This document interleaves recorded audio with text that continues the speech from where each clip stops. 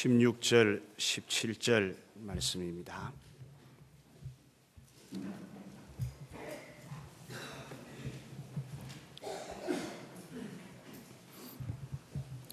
요한복음 3장 16절, 17절 말씀을 제가 대신 읽어드리겠습니다. 하나님이 세상을 이처럼 사랑하사 독생자를 주셨으니 이는 그를 믿는 자마다 멸망하지 않고 영생을 얻게 하려 하심이라. 하나님이 그 아들을 세상에 보내신 것은 세상을 심판하려 하심이 아니요 그로 말미암아 세상이 구원을 받게 하려 하심이라. 아멘. 이 자리에 참여하신 모든 분들에게 하나님의 은혜와 사랑이 넘치시기를 축복합니다. 강원도 평창 출신의 심덕순 씨의 시를 한 편 읽어드리면서 말씀을 시작할까 합니다. 엄마는 그래도 되는 줄 알았습니다. 하루 종일 밭에서 죽어라 힘들게 일해도 엄마는 그래도 되는 줄 알았습니다. 찬밥 한 덩이로 대충 부뚜막에 앉아 점심을 때워도 엄마는 그래도 되는 줄 알았습니다. 한겨울 냇물에 맨손으로 빨래를 방망이질 하여도 엄마는 그래도 되는 줄 알았습니다. 배부르다, 생각 없다, 식구들 다 먹이고 굶어도 엄마는 그래도 되는 줄 알았습니다. 손톱이 깎을 수조차 없이 닳고 문드러져도 엄마는 그래도 되는 줄 알았습니다. 외할머니 보고 싶다, 외할머니 보고 싶다, 그것이 그냥 넋두리인 줄만. 한밤중 자다 깨어 방구석에서 한없이 소리 죽여 울던 엄마를 본 후론 아, 엄마는 그러면 안 되는 것이었습니다. 이런 시입니다. 누구에게나 가장 가슴이 따뜻한 여인은 어머니입니다. 누구에게나 첫사랑은 어머니입니다. 어머니는 우리의 영원한 사랑입니다. 그래서 예로부터 악천은 있어도 악모라는 말은 없지 않습니까? 누구에게나 어머니는 악하지 않습니다. 누구에게나 어머니는 항상 사랑입니다. 저희 어머니는 겨울날 은발을 어머니 발에 밀어 넣어도 한 번도 싫다고 발을 거두신 적이 없습니다. 제가 더운 여름날 군 입대를 하였는데 집에 돌아오는 날까지 냉장고 찬물을 드시지 않았다고 합니다. 제가 간이 좋지 않아서 죽는 줄 알았을 때 저희 어머니는 하나님께 당신 목숨과 바꾸어 달라고 통곡하며 기도하셨습니다. 이 세상에 어머니 사랑만큼 큰 사랑이 어디 있겠습니까? 그런데 저는 어머니 사랑보다 더 큰 사랑이 있음을 알게 되었습니다. 우리 한국의 대표적인 지성으로 알려진 이어령 교수가 세례를 받고 그리스도인 된 것이 최근에 화제가 된 적이 있습니다. 그분은 집안에서 어머니의 특별한 사랑을 받고 자랐다고 합니다. 그런데 한 번은 어머니가 외출한 뒤에 병이 들어 끙끙 앓고 있었습니다. 그런데 겨울이었는지 어머니가 한기 서린 그런 손발을 하고 오셨으는 찬 손으로 아들 이어령 씨의 이마를 짚었습니다. 최고의 사랑인 어머니의 손과 그 사랑에 목마른 아들의 뜨거운 이마의 만남이었습니다. 그런데 이어령 씨는 그날을 이렇게 기억하고 있습니다. 그때 나의 뜨거운 이마와 차가운 어머니 손 사이에 얇은 막이 존재한다는 것을 느꼈다. 이게 무슨 말입니까? 아무리 어머니가 나를 사랑해도 나를 대신해서 아파줄 수는 없다는 것입니다. 어머니의 사랑이 최고의 사랑이지만 아픈 자식을 대신할 수 없고 아픈 자식의 고통을 대신 당해 줄 수 없고 죽어가는 자식을 대신해서 죽을 수도 없습니다. 그런데 우리를 위해 대신 아파 주셨고 대신 죽어 주신 분이 계십니다. 그분은 바로 하나님이십니다. 저는 오늘 여러분들에게 이 하나님의 사랑에 대해 말씀드리려고 합니다. 오늘 제가 읽은 성경은 우리 기독교의 핵심이 들어있는 말씀입니다. 하나님이 세상을 이처럼 사랑하사 독생자를 주셨으니, 여기에 세상이라는 말은 원어로 보면 코스모스라는 말입니다. 코스모스 꽃도 있죠. 그런데 그 코스모스라는 말이 넓은 광범위한 세상을 의미하는 말입니다. 이 말은 하나님의 사랑은 온 인류에게 미치는 크고 넓은 사랑이라는 말입니다. 어머니는 자기 자식만을 사랑하지만 하나님은 모든 사람을 사랑하시는 분이십니다. 여러분, 사랑이 가진 특징이 무엇입니까? 옛날에 한국일보에 보면 사랑이 무엇인지에 대하여 짧은 만화를 썼던 기억이 납니다.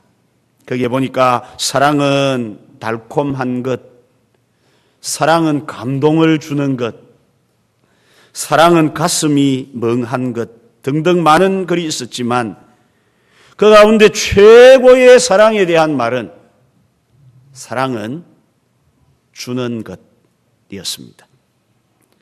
사랑은 주는 것입니다. 그것도 그냥 주는 것이 사랑입니다.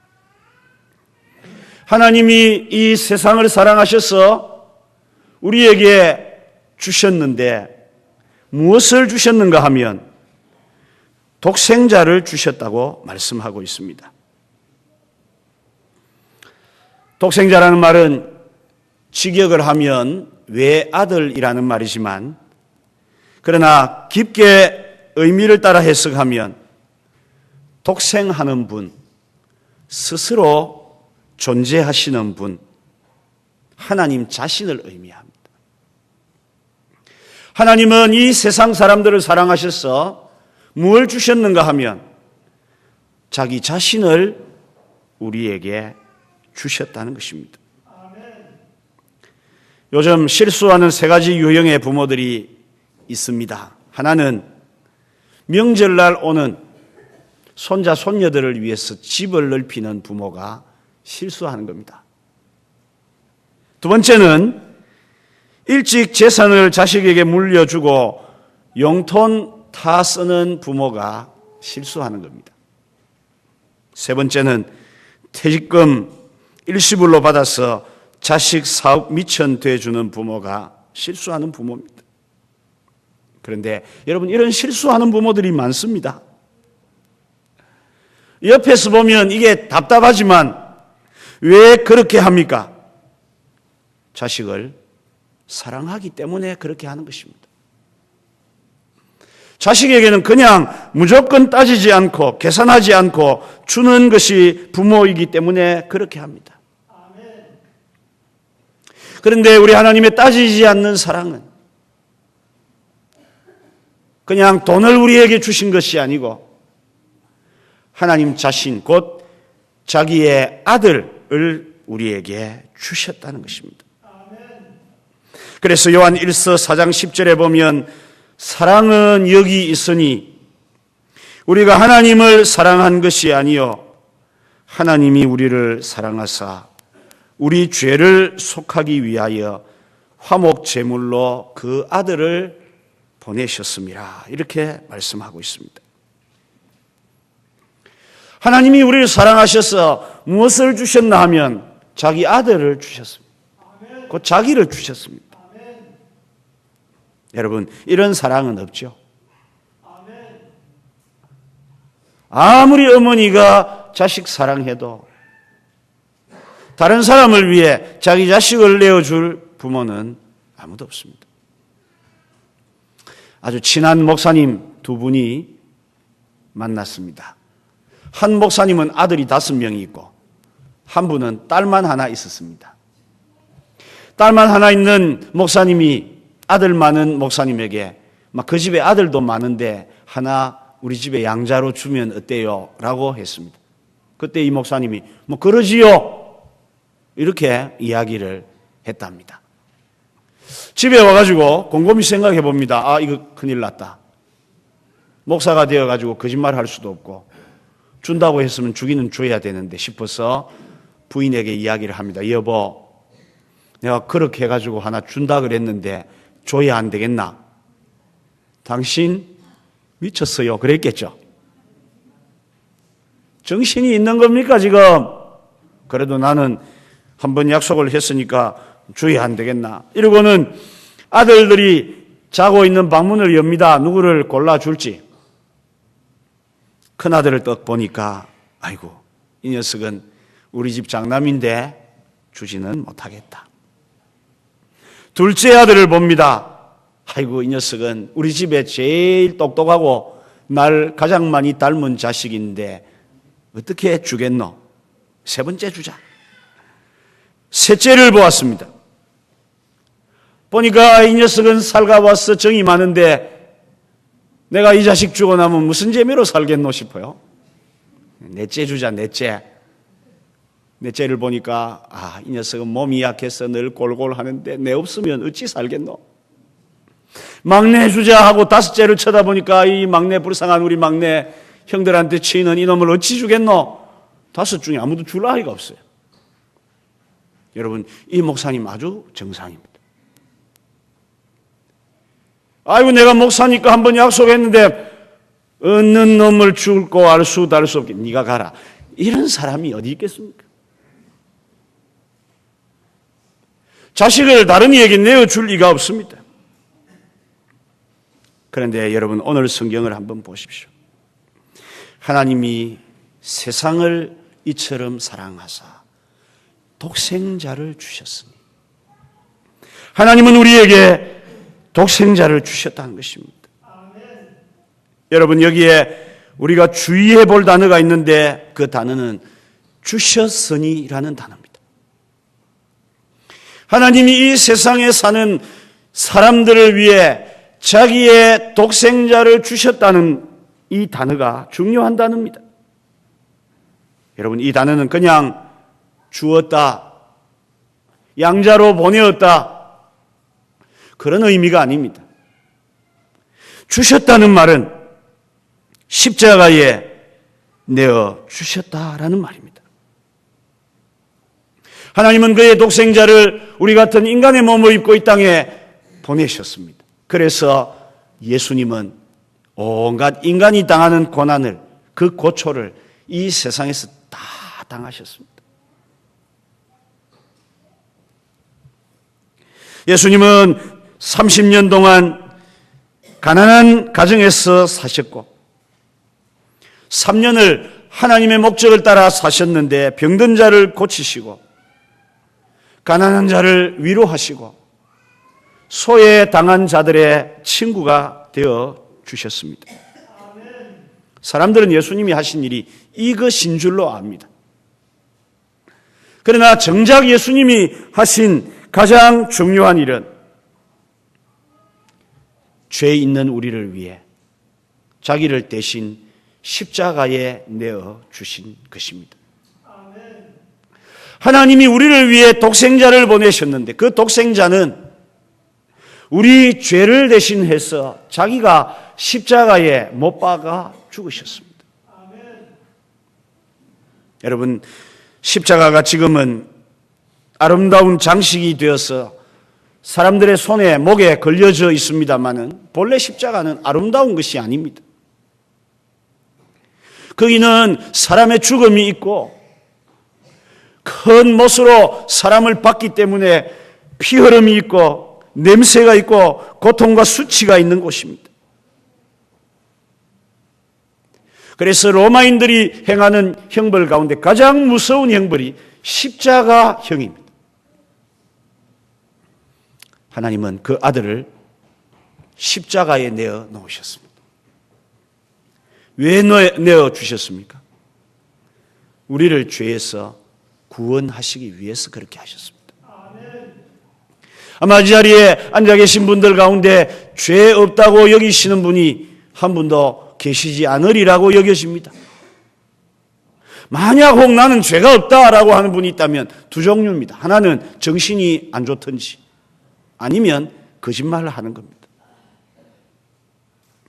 성경은 말씀합니다. 모든 사람이 죄를 범하였으며 뿐만 아니라 그 죄의 값은 죽음이라고 이야기합니다. 여러분, 우리는 죄 때문에 다 죽는 존재가 되었습니다. 그런데 하나님께서 독생자를 우리를 대신해서 내어주심으로, 그가 십자가에서 우리 대신 죽으심으로 우리에게 영원한 생명이 주어지게 되었다는 것입니다. 여러분, 사람은 한 번 죽습니다. 이 세상에 영원히 살 사람이 없습니다. 그래서 성경은 한 번 죽는 것은 사람에게 정한 이치라고 이야기합니다. 죽음은 저와 여러분에게 반드시 찾아오는 가장 확실한 사건입니다. 그래서 철학자 키엘 케골이라는 사람은 이렇게 이야기합니다. 인생은 사형 선고를 받은 사람이 감옥에서 자기 순서를 기다리는 것과 같다. 여러분, 우리 인생은 다 죽습니다. 죽을 뿐 아니라 인생은 굉장히 짧습니다. 욥기 14장 말씀에 보면 여인에게서 태어난 사람은 사는 날이 짧다 그랬습니다. 짧습니다. 어떤 사람이 재미있는 계산을 한 것을 알려드리겠습니다. 우리 인생을 70년으로 놓고 그리고 24시간으로 나누어서 이분이 계산을 해 보았습니다. 그랬더니요, 30살. 여러분, 30살 많습니까? 적습니까? 젊죠? 그런데 30살이 하루로 치면 오후 1시 25분입니다. 이미 점심 먹고 해가 기울기 시작하는 시간이 30살입니다. 30살이니까 나는 앞이 창창하다. 따지고 보면 얼마 안 남았습니다. 35살. 오후 2시 59분, 거의 3시입니다.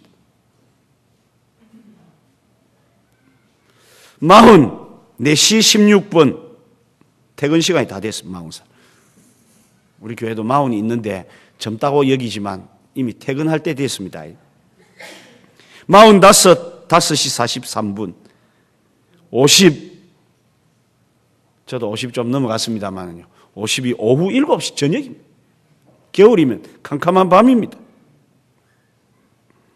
55, 8시, 60, 밤 10시, 70, 인생 땡 그렇게 됩니다. 굉장히 짧습니다. 아이고, 아직 나는 창창하다. 내 마음대로 살다가 즐기고 재미있게 지내야지.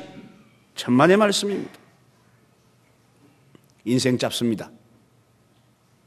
그래서 많은 사람들이 무병장수, 영생불사를 꿈꾸었습니다. 진시황도 그랬고 한무제도 그랬습니다. 그러나 이들보다 더 빨리 죽은 사람 별로 없을 거예요. 사람이 얼마나 무병장수, 영생불사하고 싶었으면 요즘엔 줄기세포라는 것을 연구해가지고 사람도 자동차처럼 낡으면 갈아 끼울 정신을 하고 있습니다. 간이 낡으면 간을 만들어가 갈아 끼우고 위가 낡으면 위 갈아 끼우고, 폐가 담배로 쩔어들면 다 떼내고 새로 갈아 끼우고, 이게 줄기세포가 해보려고 하는 목표입니다. 그런데 어느 정도는 발전이 있습니다마는 줄기세포 연구하던 모 학자도 결국 사기극으로 끝나고 말았습니다. 분명히 아셔야 합니다. 죽음은 우리 모든 인생의 필연입니다. 이것은 우리에게 언젠가는 찾아드는 확실한 일입니다.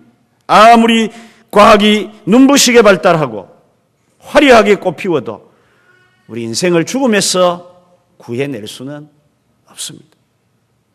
다 죽습니다. 그런데 여러분, 더 무서운 것이 있습니다. 다 죽으니까 죽는 게 억울하지는 않는데, 죽음 이후에 오늘 성경에 보면 멸망이 있다고 이야기합니다. 여러분, 이 멸망이 무엇입니까? 말 그대로 완전히 망하는 것입니다. 사람들은 한 번 죽으면 그만이라고 말하지만 성경은 그렇게 말씀하고 있지 않습니다. 죽음 이후에도 우리가 가는 세상에서 영원한 멸망이 있다고 말하고 있습니다. 성경은 그곳을 지옥이라고 이야기합니다. 지옥은 하나님과 영원히 분리된 곳입니다. 지옥은 마귀와 온갖 귀신들과 함께 고통하는 곳입니다. 그리고 지옥은 가장 처참한 것이 무엇이냐 하면 희망이 거기는 없는 것입니다. 여러분, 우리가 이 세상을 힘들게 살지만 그래도 희망이 있습니다. 그래도 안 잘 되겠나? 기회가 안 있겠나? 뭔가 좋은 날이 오겠지. 그렇지만 지옥은 희망이 없습니다. 그래서 신곡을 지은 단테라는 유명한 그런 저술가는 지옥편에서 뭐라고 이야기하나 하면, 이곳에 들어오는 자는 모든 희망을 버리라. 거기는 슬피 울며 이를 가는 뜨거운 고통만 존재할 뿐이라고 말합니다. 여러분, 이것이 인생입니다. 이 세상 고생하다가 그리 길지도 않은 인생 살다가 죽으면 마지막 인생을 위해 예비된 것은 찬란한 집이 아니라 무서운 지옥이 예배되어 있다는 것입니다. 그러나 오늘 성경을 보면 하나님이 세상을 이처럼 사랑하사 독생자를 주셨으니 이는 그를 믿는 자마다 멸망하지 않고 영생을 얻게 하려 하심이라. 하나님이 우리에게 독생자 예수님을 주신 이유는 이런 지옥의 멸망이 아니라 우리에게 영생을 주시기 위해서 그 아들을 주셨다는 것입니다. 여러분, 영생은 하나님이 우리에게 주신 가장 소중한 선물입니다. 영생은 말 그대로 영원히 행복하게 사는 것을 말합니다. 우리가 이 영생을 얻어야 합니다. 만약에 여러분들이 기독교 교회 나와가지고 열심히 믿었더니 돈 좀 벌고 건강도 좋아지더라, 그것만 있다면 굳이 기독교 안 믿으셔도 됩니다. 기독교는 그런 종교가 아닙니다. 예수 믿었더니 돈 잘 벌게 되고 가정 평안하고 병 안 걸리고, 만약 이것만 있다면 다른 종교에도 있습니다. 그런 것은. 기독교가 무엇이 다릅니까? 기독교는 우리에게 분명한 사후세계에 대한 해답을 주는 종교입니다. 불교의 극락 없습니다. 그것은 석가모니 부처님이 그렇게 이야기했습니다. 유명한 해인사 종정이었던 성철 스님도 극락 있다는 놈들은 다 도둑놈들이다 그랬습니다. 극락 없다고 합니다. 없습니다. 실제로 불교에는. 불교 경전 교리 아무리 보아도 극락이 없습니다. 유교의 파라다이스도 없습니다. 사후세계에 대하여 우리에게 유일하게 분명히 가르치는 종교는 기독교입니다. 기독교는 우리에게 이 땅에서 행복, 물론 그것도 없지는 않지만 그것보다 하나님 나라에서 영원히 사는 영생을 우리에게 주는 종교입니다. 하나님이 우리를 사랑하셔서 그 독생자를 주시기까지 하면서 우리에게 주시는 선물은 영원히 사는 생명, 영생이 우리의 선물인 것입니다.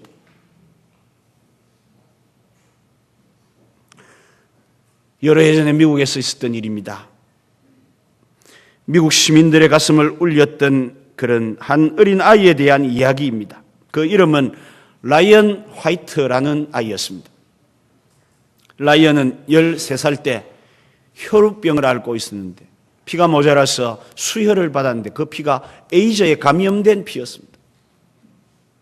그래서 자연히 에이즈에 감염이 되고 말았습니다. 몸이 점점 좋아지지 않고 나빠져 갑니다. 어른들의 부주의로 어린 한 아이가 죽음에 이르게 되었습니다. 그런데요, 이 아이는 자기가 곧 죽을 걸 알면서도 다른 사람들에게 아주 친절하고 아주 부드러운 아이였습니다. 이 아이의 소문이 알려지면서 미국의 많은 언론들이 취재를 합니다. 심지어 당시 대통령이었던 레이건 대통령도 왔고 마이클 잭슨 같은 유명한 가수도 그를 찾아와서 위로해 주었습니다.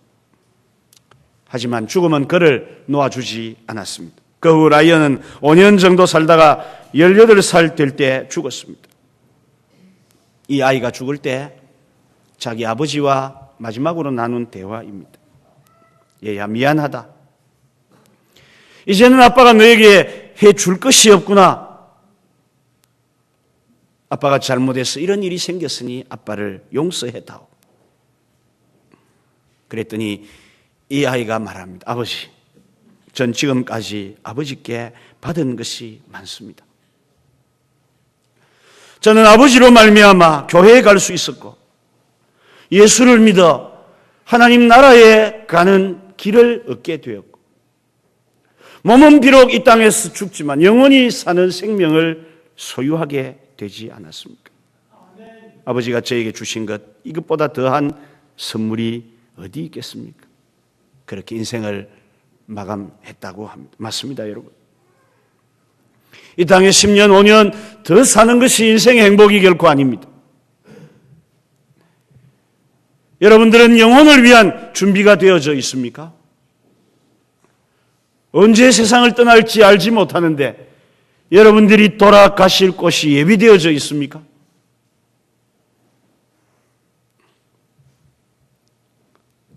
영원히 사는 길, 천국 하나님의 나라에 가는 길을 오늘 이 성경은 우리에게 정확하게 가르쳐 줍니다.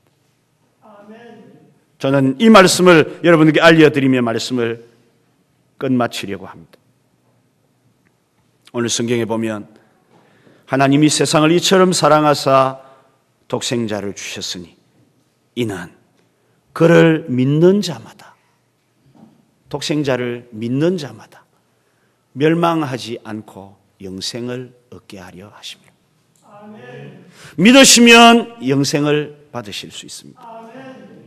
하나님의 독생자 예수 그리스도를 믿으시면 영생을 얻습니다. 제가 어릴 때 광고 가운데 순간의 선택이 10년을 좌우합니다라는, 지금은 LG지만 과거에는 럭키금성이죠, 만들어낸 냉장고가 있었습니다. 그렇죠. 10년쯤 갔으니까 그 냉장고가요. 그러나 여러분, 순간의 선택이 평생을 좌우할 수도 있죠. 여러분, 남편 잘못 고르면요 평생 고생합니다. 아내 잘못 맞으면 평생 고생입니다. 그런데 그보다 더 심각한 게 있습니다.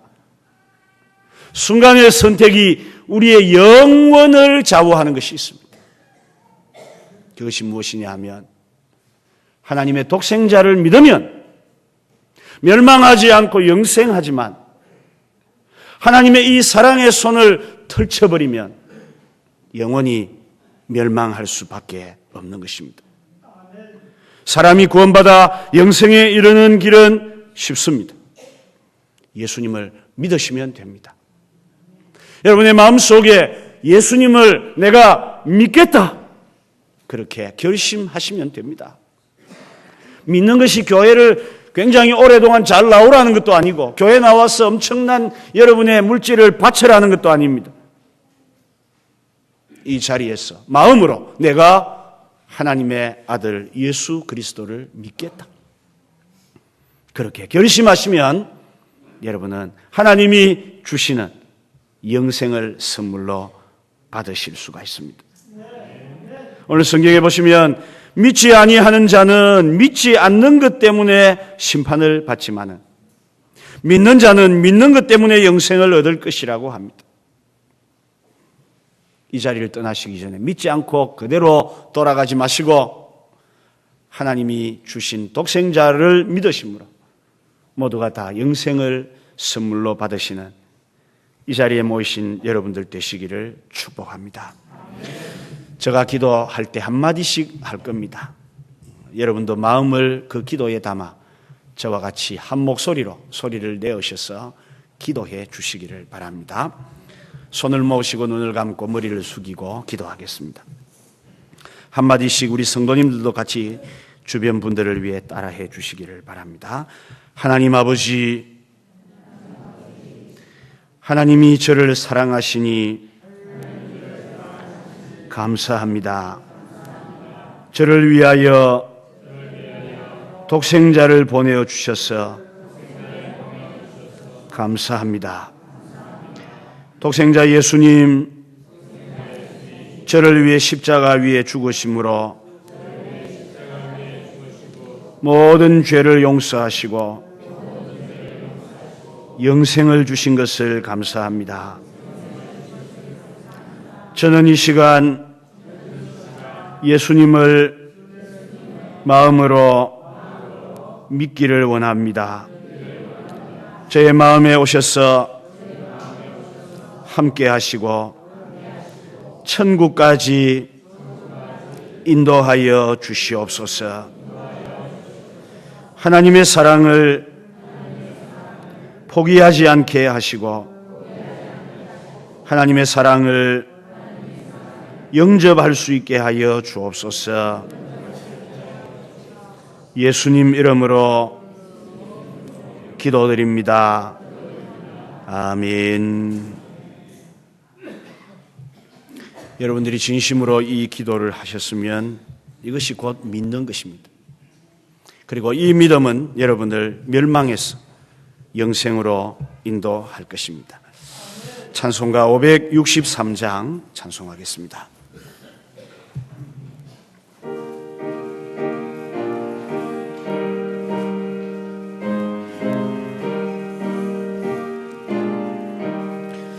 예수 사랑하심을